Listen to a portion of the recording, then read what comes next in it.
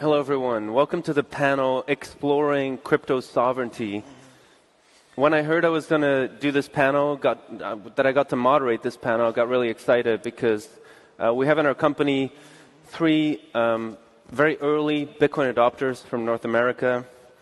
We have Jameson Lopp, co-founder of Casa. He's a prolific cypherpunk writer and researcher, and he's also the editor of a web page that you can find at bitcoin.page, and I always recommend it to people because it has links to so many great resources. We also have Bruce Fenton, who's managing director of Chainstone Labs. He's founder of an annual gathering called the Satoshi Roundtable with some of the smartest Bitcoin entrepreneurs.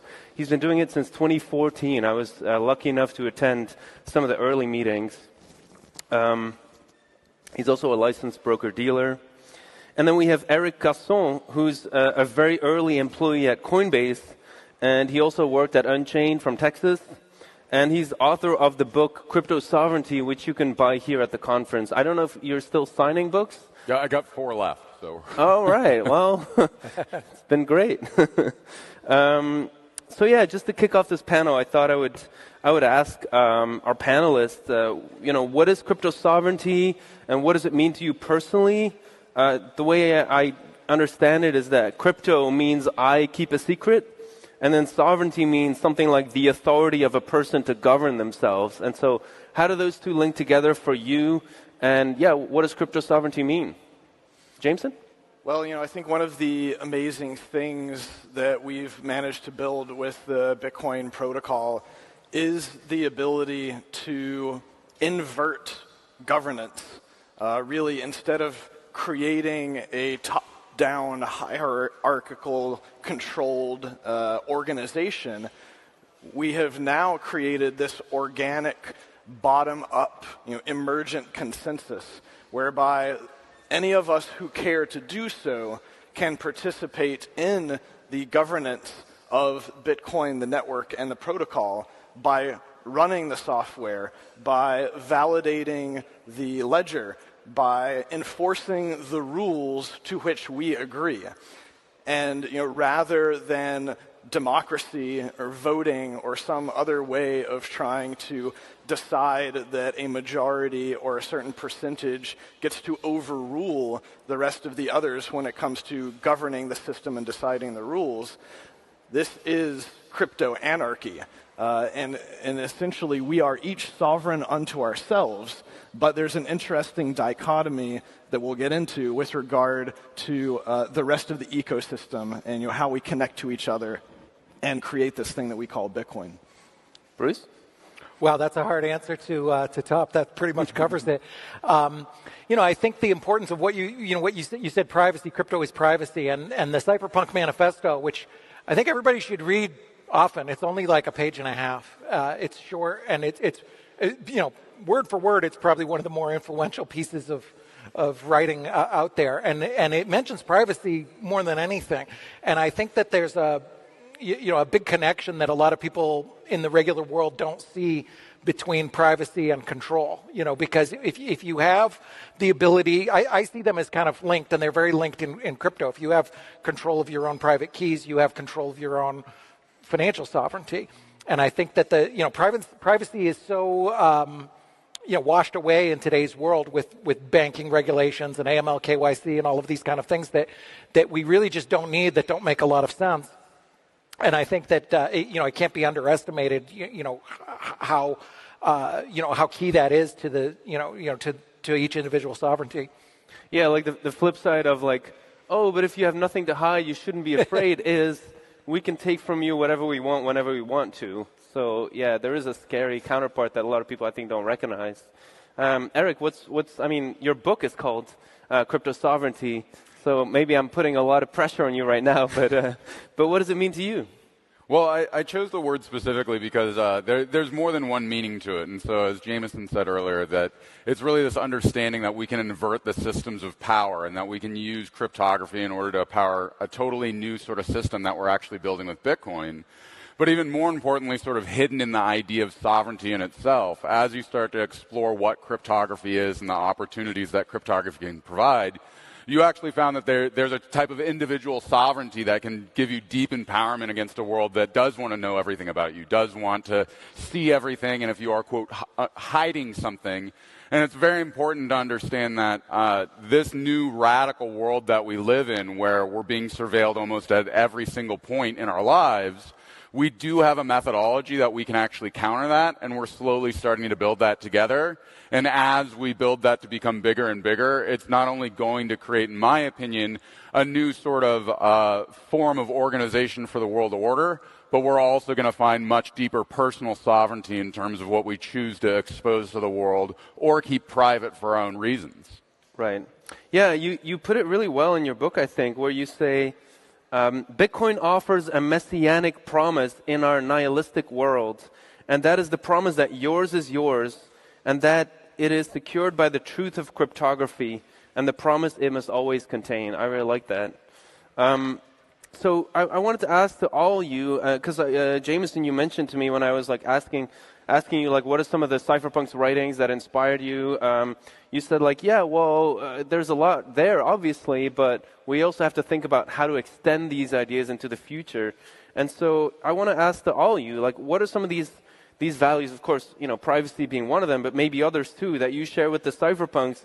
And how would you like to see these extended? Like, where do you feel like things need to go for us to, defend sovereignty in this modern digital world?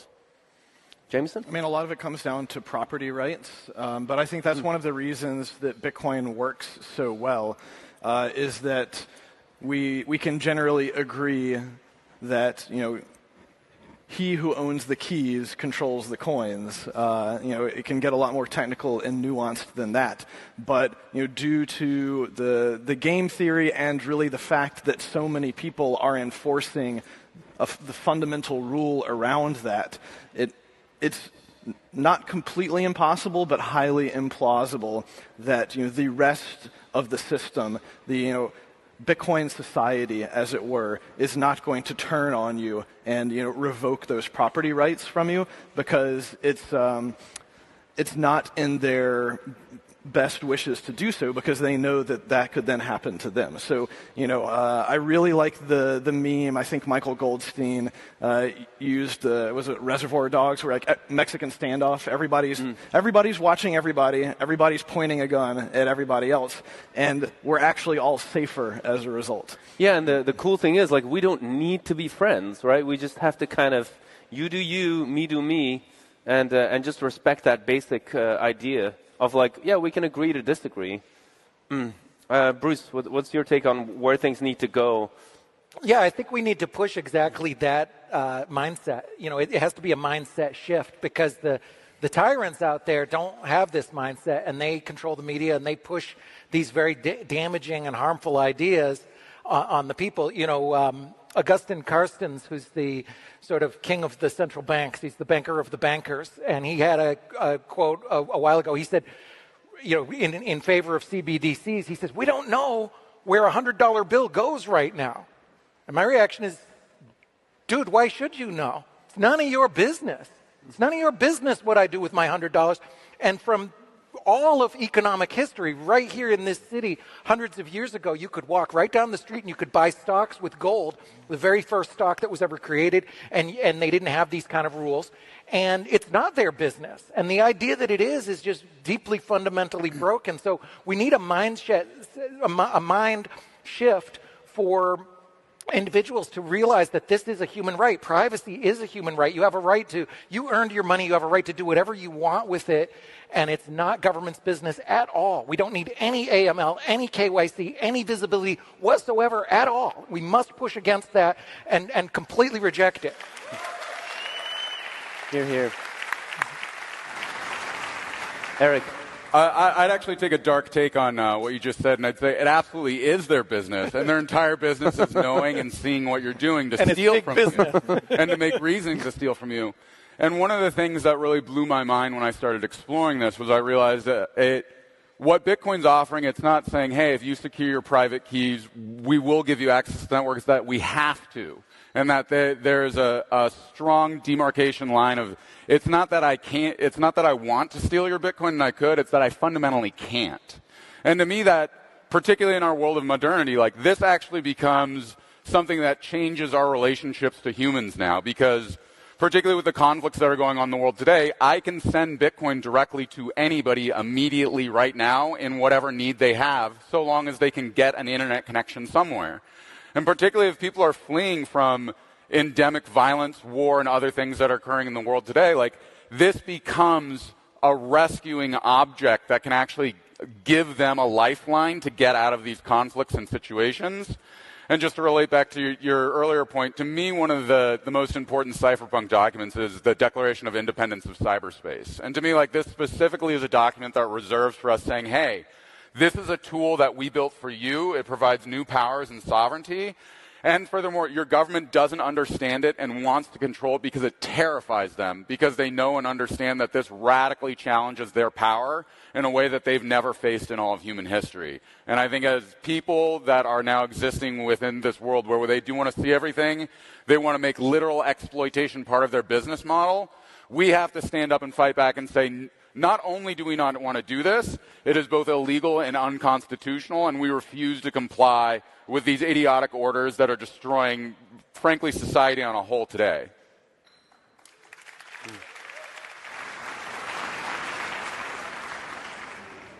So I'm imagining someone listening to this who says, this sounds great and I'm excited to hear it, but I'm working 10, 11 hours a day, I'm struggling. What's in it for me and my family if we can talk about the specifics later, like become a node in this network or kind of contribute to these cypherpunk values. Ultimately, what's in it for me and my family and my community? Yeah, I mean, it's network effects. The more people who join, the stronger the network becomes. I think a big part of the reason why these systems work, and this is a cypherpunk value, is that we understand that code that is widely dispersed, software that is running on tens or hundreds of thousands of machines all around the world in many different jurisdictions, cannot be shut down. There is, at least as of today, no one world government, and we can use that to our advantage.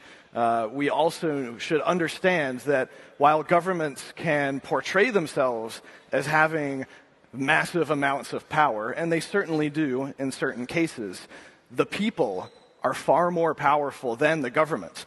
The problem that I believe society has had for pretty much all of human history and organization is that it has been collectively very difficult for the individuals to come together and to fight against a government that is actually much weaker than the individuals in aggregate.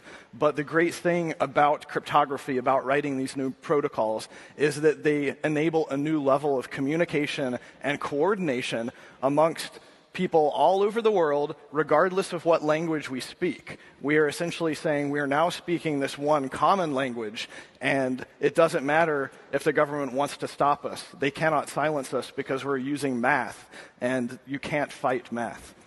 And so is what you're saying also that there's two sides to the same coin where, taking back this power, the flip side of that is at the same time you're just taking back your own property, like you become a master of your own future more. Is that also what you're saying?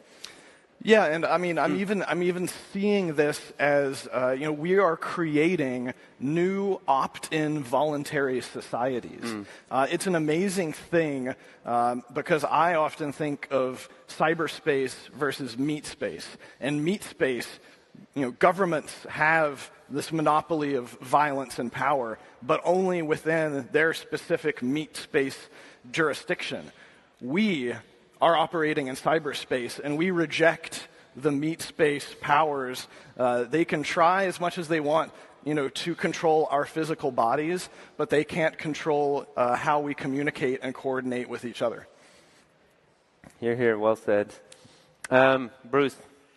Yeah, I mean, it's like Jameson said, the mass of people should have the power and do have the power and have more power than the tyrants who currently exercise power over us. And the more people that participate running nodes and things, even if you feel like you don't need to, the more people that participate, the more it becomes a thing. It's like the it's like the bicycles here in Amsterdam. It's really cool to see people commuting hundreds and hundreds and hundreds of bicycles outside my hotel in the morning, and you see them all over the streets, locked up.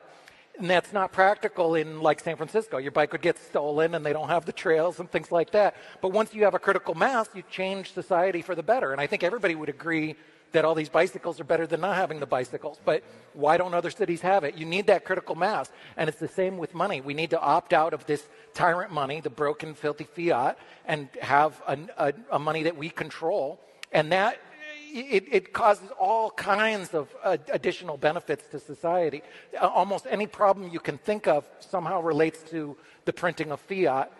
And almost everything good you can think of in the world comes from voluntary interaction. So everybody participating in the network, we're just moving towards, as simple and corny as it sounds, the reason is it makes it a better world. It's so interesting you bring up the example of the bicycles, because if I remember right, the critical mass of adoption in the Netherlands, as far as bicycle adoption, was achieved during the occupation in the wartime, when there was a huge crisis and there were very little means available, and so people went back to the basics. And so maybe that's a little foretelling of how Bitcoin is going to be widely adopted. Yeah. Erik. Yeah, on that same point, I think it's really important to understand that one of the primary mechanisms where our government is very powerful is through their methods and modes of propaganda. And that's been one of the things that have very much had people maintain this division between we're national identities, that our politics are right, left, that we have to fight each other for control. And I don't believe that's true at all. I think it's much more of a split this way. I think all people everywhere have much more to gain with working with each other, and the recognition that the tyranny of the United States government is much similar to the tyranny of, say, the European banking system, in that they both have fundamental exploitatory visions to steal from their citizens under the guise of saying, hey, this is for good stuff. And for me, one of the primary reasons I got into Bitcoin was I'm an anti-war activist, and I felt very angry that my money was taken from me to go make war against people that I had never met before. And now with Bitcoin, if I choose to put my wealth into Bitcoin, there is at least a module of general resistance that I can have towards that. And on the critical mass note, as more and more people start to understand, hey, Bitcoin can really help us in these terms and circumstances, and very similar to the war note that, with inflation being endemic, a lot of people need to escape from this. My hope is as they escape, they'll start to use Bitcoin and they'll go, hey, it turns out that this is actually a much better money. And moving forward, we'll actually start to design more and more systems to be valuable to other people so that they can choose to opt out, and that we can choose to build the circular economies together that will allow for us to have a much more successful and robust society where our values are much closely aligned with each other than rather with our own governments. Yeah, that actually leads me into my next question. 75 years ago, this place where we sit was occupied territory during the Second World War. And so I was wondering, what are your thoughts on, God forbid, of course, but if another war broke out in Western Europe, some of these technological tools that we're talking about, some of these networks, would it make things differently today? If that broke out, would it give people different tools, different options? What are your thoughts? Well, it's far more difficult to control the flow of information these days. Information wants to be free. You can, of course, go the China route and try to have a great firewall, but even that is not going to be 100% perfect at stopping everything that they want to control. The amazing thing about the internet and even about Bitcoin, in order now to economically interact with people, we only need to be able to send, a kilobyte of data somehow. And while most people who are using Bitcoin are doing that through the internet, that is by no means the only option. We have people who have transmitted Bitcoin transactions via radio waves and basically pinged them off the ionosphere, sent them, to someone thousands of miles away. This is the level of freedom that this communication enables for us. There is no government or physical power in the world that can, block the exchange of data at that scale. So you're saying basically like propaganda would be less efficient and also people would be able to hold on to their savings more? There will definitely still be propaganda, and that's a whole other issue. But if you want to call it the truth, or you want to call it the free exchange of ideas and interaction, that is something that is much more difficult for governments to control with today's technology. Got it, Bruce. Yeah, I mean, all the tools are great and can definitely help a lot. The key is in times of war, tragically, people are totally focused on their own survival, and it's a hard time to adapt, new tools. You have to make it easier, which is all the more reason we need to build now. You don't want to be teaching somebody in a war zone, hey, here's this new thing, it's called internet money and blah, blah, blah. You want them to already know how to use it and everything. So I think it's key to, move fast so that we can keep ahead of this. And hopefully, if there is crisis, and there is crises in the world, hopefully people will look to this technology. Yeah, I mean, if we go back to 1913 in Sarajevo, and you're like, hey, this place is about to go down real bad, most people will be like, I just don't see it that way. Life's pretty good, trade's high, I can't foresee that. A year later, full-on World War I is happening, and I think it's very important to understand that such circumstances are starting to threaten Western Europe to this day, and I think it's very important that not only do you teach yourself the mechanics of how Bitcoin works right now, but also other technologies like PGP technology, because if you have a government surveilling you who wants to stop you, it's very important that you can have end-to-end encryption and know through the protocols directly that those things can offer protection. And then furthermore, there becomes a much greater ability for you to then transact in, what would be black markets under these conditions. Like if you can't buy fuel anywhere and you need to flee the country in your vehicle, well, hopefully you'll have some Bitcoin on you and you'll say, look, I'm more than happy to pay you 10 euros a liter to get a little bit of gas here so I can get out. But to me, it's very important that if you're in the conditions of war, it's not the time for you to start learning these new tools, because you need to be the anchor for your community that understands this. So when this crisis does happen, you can help everyone that you can. And I think it's very important that everybody in the audience here understands, you're part of the individuals that understand the importance of this technology, and you need to give this to your community not because of number go up, but so that government cannot imprison you when that's what they want to do. Mm. Yeah, in the practical sense, since the Ukraine invasion, we've all read direct stories of Bitcoiners in Ukraine who used Bitcoin to get out or look after their families. This is very real. This is real technology. Well, and we've seen multiple examples of the traditional financial system, those rails being cut. Yeah, that is one of the first things that gets taken down. Is in war, you want to cut off the access of your enemies to as much resources as possible. But we still see, people being able to donate Bitcoin and to use cryptography to basically bypass those restrictions. Yep. We have 3 minutes left, so just some rapid-fire questions. Jameson, imagine you have a million people around Europe who want to know, what they can do specifically. They have 4 hours available for you every year, and they're going to do whatever you tell them to do to become a node in the network. What would you tell them to do? And their budget is $500. $500, buy a cheap laptop for probably $150, $200. That'll be your best bang for your performance.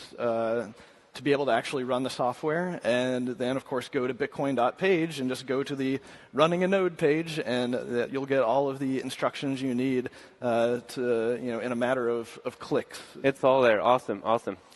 Bruce, somebody, a European, comes to you and wants to participate in an election campaign on a Bitcoin ticket. He's in the elevator with you. You have 30 seconds. What are your recommendations to them? Well, I ran for Senate in the U.S. last year. I didn't mention Bitcoin too much. Bitcoin has a mixed brand among the general public. A lot of people are still, 10 years behind on it. So I spoke mostly about money first and the problems with the broken money system. And then, what I said at when I was at this same conference in Miami right after I announced I was running, I said, if you really want to help, don't be a politician or donate to the politicians. take your $5 or $10 or $50 and buy more Bitcoin, because opting out is the best way to starve the beast and starve the tyrants.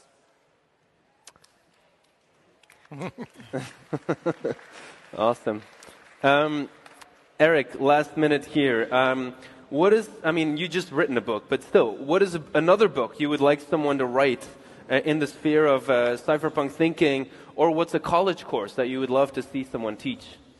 Bigger than a college course, I would actually love to see sort of a Bitcoin-focused university that's going to have all of the cross-disciplinary education going on, from art to literature to cryptography, computer science to sociology and philosophy, and then get to kind of have all the cross-disciplinary pollination happen there, because I truly think that it is the exchange of ideas, not just in our fields of interest, but across the way, that will sort of get the most fruitful pollination and really start producing some really wild and interesting content that'll help shift and push the culture forward in a way that I think would be very important and powerful. So that's something that I would love to see. Erik, Bruce, Jameson, I thought this was riveting. Please give it up for our panelists.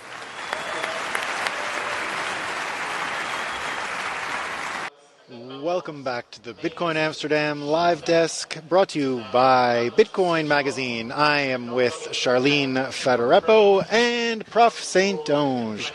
We're coming out of the crypto sovereignty panel. We heard from Tuur Demeester, Jameson Lopp, Bruce Fenton, and Alex, all about crypto sovereignty. And we heard things that people are talking about all around us, but really in dramatic terms. There it is. We're talking about World War III, right? We're talking about a recalibration of hierarchy. We're talking about top-down versus bottom-up. And it's refreshing, I guess, to get it out there and hear about it in the real world like that. What I heard, though, was the really interesting story about people actually taking the power of cryptography in their own hands. Now, if you go back to World War II, what we saw was, at the end of World War II, of course, when we saw what the code-breaking Turing machine could do, we saw that it was capable of breaking the cryptography from the Nazis, right? And remember, everything that we knew about cryptography before World War II was for war, right? It was a war tool. It was created by governments to participate in war. As I understand, the only civilian invention in cryptography had been like 500 years earlier in Medici, Florence or something like that, right? So the history of it was as a war tool.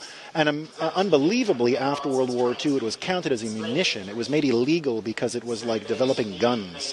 And suddenly, when I hear the powers that Bitcoin has actually conferred on individuals, by giving individuals the power to manipulate the cryptographic protocols and the tools, talking about sending sats against the ionosphere, it sounded like wizards. It sounded like we finally have the power of magic to fight back against tyrants and other stuff. So Charlene, I mean, that's what it came through to me, but hearing the positive voice about the power that we can use to win World War III at this time was really comforting.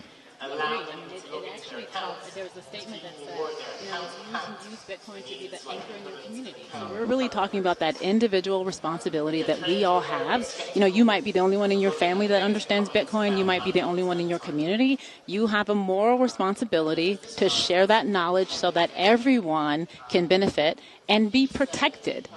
Be protected from whatever may come, right? We don't know what is coming, but we do know that we're safer when we have sound money.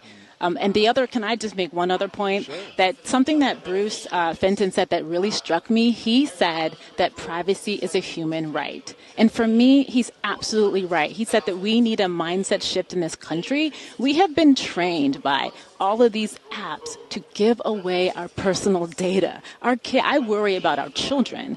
Our children are so used to sharing data, sharing information, and we are not teaching ourselves to protect our data. And our data is one of the most important things that we have about ourselves. And I think that Bruce is right, there is a mindset shift that is necessary for all of us to just, hold what we have close.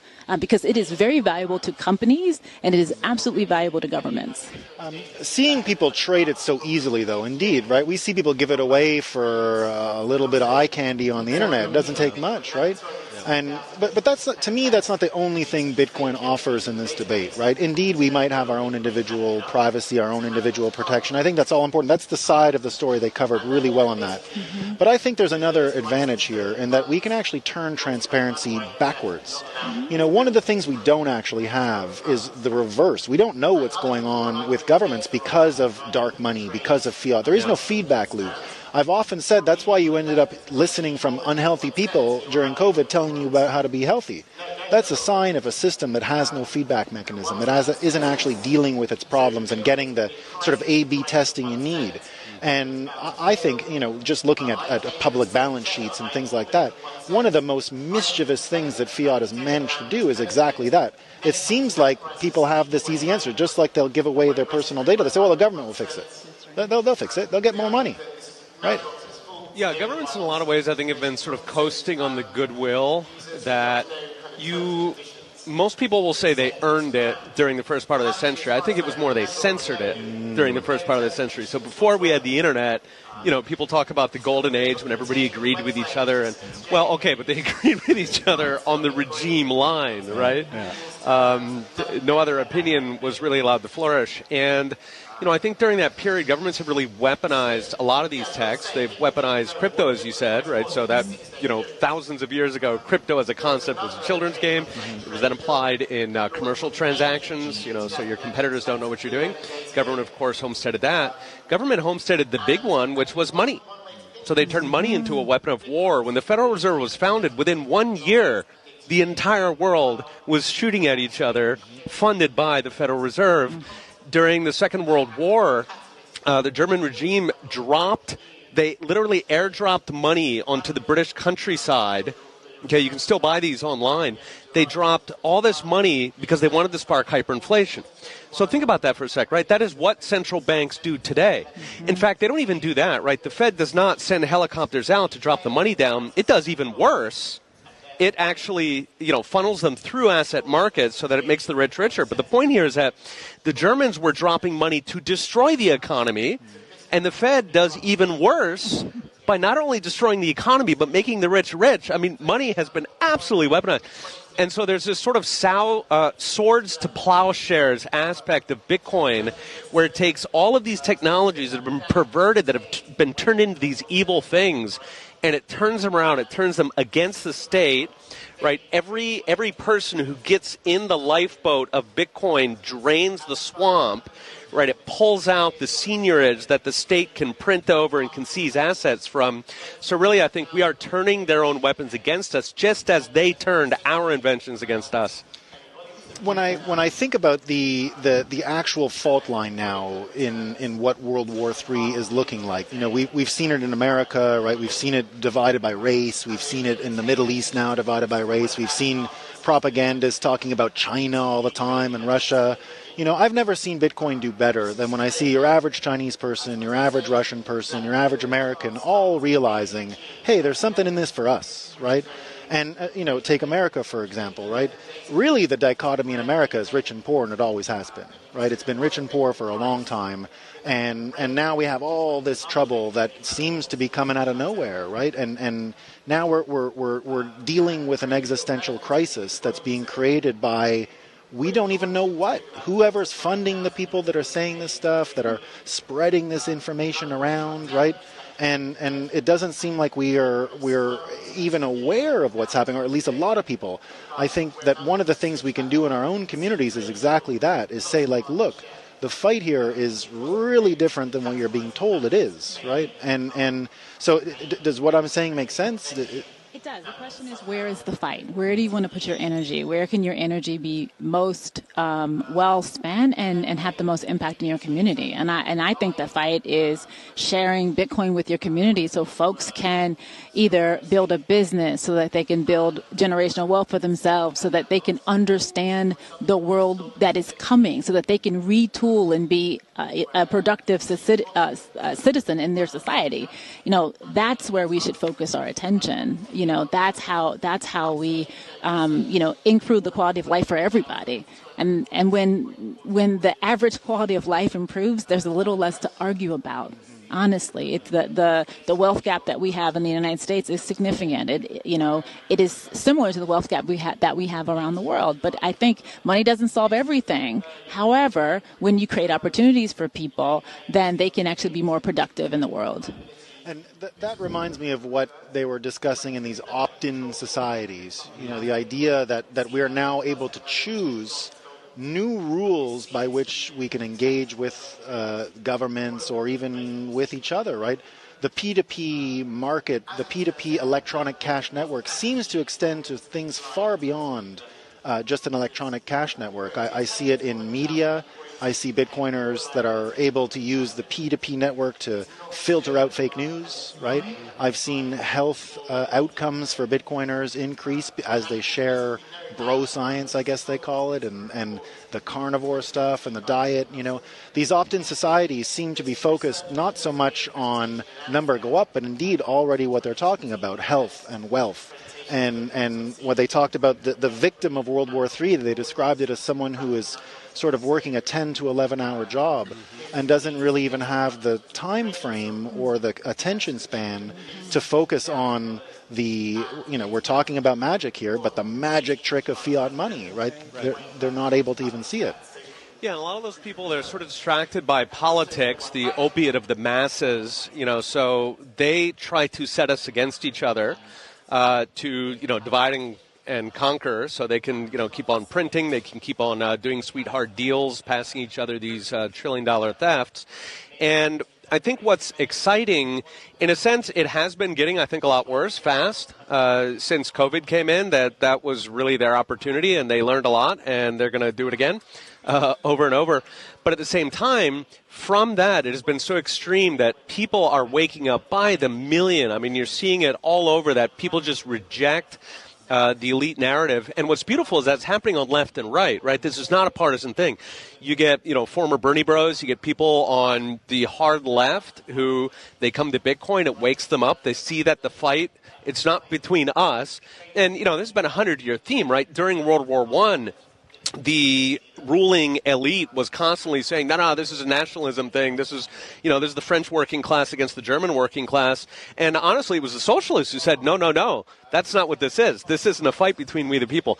So it's exciting for me that I think Bitcoin brings people from, you've got anarcho-capitalists, which is kind of, the home culture of Bitcoin, but then you've got people coming in from all over the place who are really getting their eyes opened. Yeah, I think that the whole Bitcoin community promotes the free exchange of ideas, and actually it's kind of good to be around people that are different, because then you can either learn to defend your idea or maybe open your mind to something new, right? We cannot afford to stay in our little bubbles, and I think that's the beauty of the Bitcoin community. We are bringing people together. We don't always agree. That's okay. We can learn from each other and we can grow together. When I see the power of cryptography come down to the individual, and we're talking in terms of magic almost being imbibed in an individual, one of the things that I've realized, and you saw it when we had the elections in the United States in 2020, right? Yep. Bitcoiners through the scaling debates had understood for a while, when we're talking about cryptographic systems, just the knowledge that came from studying it, there's trade-offs, right? You can be convenient, or you can be credible, right? We saw Ethereum, for example, choose convenience. We got to make it easier, faster. It's not fast enough, right? And then Bitcoin, of course, chose credibility. Mm-hmm. Now, I don't know anything. I have no reason to doubt anything happened, and everything in all 50 states was run exactly perfectly, right? Everything was perfect. But Bitcoiners have understood for a long time that you don't get to choose both. There is no option where a thing is both convenient and credible. And so that's another one of those frames that Bitcoiners went, well, you made it easier. Do I have to believe this now because it's easy? And that's what I see as these, like you said, you went out of your bubble. We all went out of our bubble. I didn't know anything about cryptography. We were laughing off camera. I had a law degree and I worked for the Senate Banking Committee, and I was an absolute illiterate financially until Bitcoin. Illiterate, law degree, didn't know what I was talking about. It's the same with cryptography. By having that stuff come into your life, you're able to understand these questions and start making those, cost-benefit analysis, just basic stuff, right? Yeah. Yeah, people are really learning how to run their lives in a way that they had never certainly learned through formal education. And, it's good that we learn now, because the only alternative is to learn it through experience, like to get your life savings wiped out. So it's good for people to be prepared. Well, the funny news about all this and the ironic news is that we're going to go have a political debate now. So we'll catch you after this. Thanks a lot, and we'll see you in a few more minutes for another session of Bitcoin Amsterdam Live. Thank you, Miami, for the last 3 years in this amazing city. The whole world shut down, but Miami welcomed us with open arms. We want to show Bitcoin to the whole world. We are taking the conference on the road to set the stage for Bitcoin in a new city.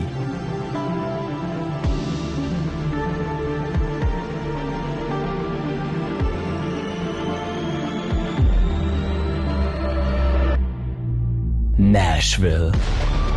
Bitcoin 2024 is coming to Nashville in Tennessee, a city that is known as a music and freedom city.